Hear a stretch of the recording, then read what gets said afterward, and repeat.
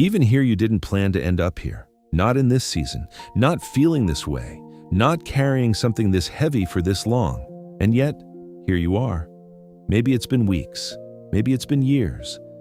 A quiet ache that never fully leaves. A tiredness that sleep doesn't fix. A sense that something is missing, and you can't quite name what it is, and you're not sure anyone would understand even if you could. You've tried to pray it away. You've tried to push through it. Some days you've managed, and other days the weight of simply existing has felt like more than you could reasonably be expected to carry. I want to tell you something about the place you are in right now. God is here too.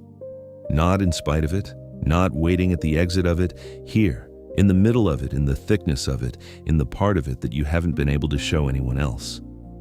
He chose this path for you. Reformed theology is unflinching about this. There is no moment in your life that God did not foreordain. Not as a distant observer, not as someone who simply allowed things to slip past him, but as a sovereign Father who numbers the hairs on your head and ordains the steps of your days. That means this season, this specific, hard, confusing, painful season, was not an accident. It was appointed. That word might sting at first. It stung many of the saints before you. But listen to what it also means. If God appointed this, then he has a purpose inside it. There is no suffering in the life of one of his children that is purposeless. Not one sleepless night, not one unanswered prayer, not one morning you dragged yourself out of bed and whispered, "I don't know how much longer I can do this." He heard that. He appointed that morning too, and he was already working in it before you opened your eyes. Still and held.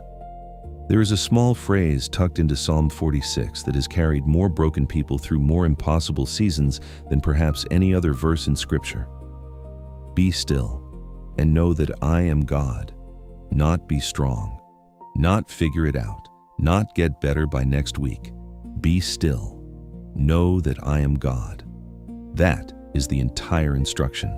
Stop striving, stop performing, stop trying to feel something you don't feel, and simply let the truth of who he is be enough for right now. He is God over your depression. He is God over your anxiety. He is God over the silence that is stretched between you and him for longer than you'd like to admit. And he is God over this moment, the one where you are still and tired and quietly listening. That is enough.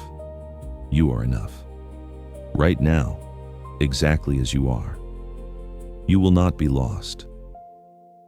Jesus said that no one whom the Father gives him will be lost. Not some of them, not most of them, none. Not the ones who struggle, not the ones who doubt, not the ones who have cried in the dark more times than they can count and wondered if any of it was reaching anyone at all. None will be lost. That includes you.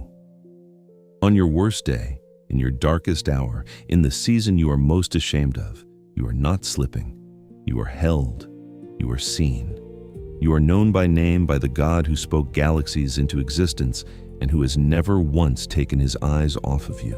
Even here, even now, even this, rest in that. With grace, whisper of grace.